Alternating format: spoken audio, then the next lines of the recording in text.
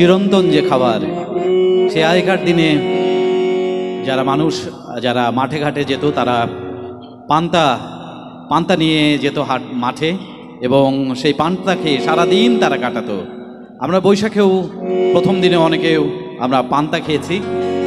আমরা বৈশাখের এই উদযাপন শুধুমাত্র দেখাবার জন্য না, আমাদের যেন বাংলার খাদ্যাভ্যাস, আমাদের পোশাক সব যেন মিলেমিশে আমাদের অন্তরে মিশে থাকে, আমরা সেটি চাই। তো পান্তা তো চেয়ার টেবিলে বসে খাওয়া যায় না, বা পান্তা খাবার একটা ধরন আছে। কবি বলছেন লবণ দিয়ে পান্তা মেখে, আবার বলি লবণ দিয়ে পান্তা মেখে পেঁয়াজে কামড় মেরে গপ গপ করে গিলতে বসি পয়লা বসে খেতে ভরে। সঙ্গে থাকে চিংড়ি মাখা। সঙ্গে কি থাকে? সঙ্গে থাকে চিংড়ি মাখা, নয়তো আলু ভর্তা। এসব দিয়ে পান্তা খেতে ভীষণ লাগে মজা।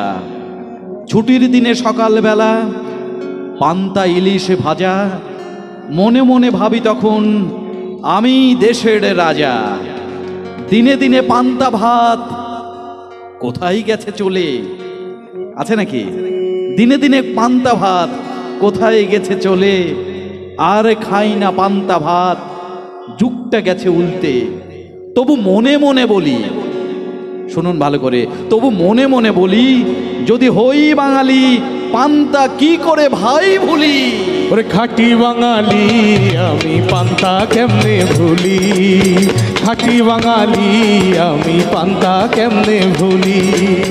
থাকে যদি গামলা ভরে আলু ভর্তা খালি, থাকে যদি গামলা ভরে আলু ভর্তা খালি, খাঁটি বাঙালি আমি পান্তা কেমনে ভুলি, খাঁটি বাঙালি আমি পান্তা কেমনে ভুলি।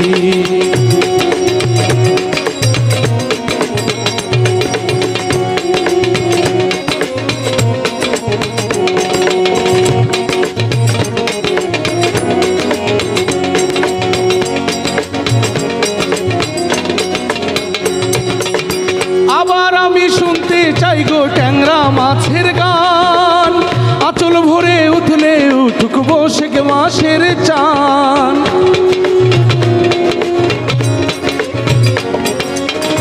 আবার আমি শুনতে চাই গো ট্যাংরা মাছের গান, আঁচল ভরে উঠলে উঠুক বৈশাখ মাসের চান।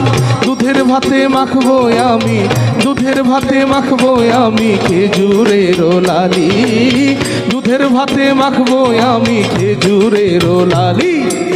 খাঁটি বাঙালি আমি পান্তা কেমনে ভুলি, খাঁটি বাঙালি আমি পান্তা কেমনে ভুলি। থাকে যদি গামলা ভরে আলু ভর্তা খালি, থাকে যদি গামলা ভরে আলু ভর্তা খালি, খাঁটি বাঙালি আমি পান্তা কেমনে ভুলি, খাঁটি বাঙালি আমি পান্তা কেমনে ভুলি।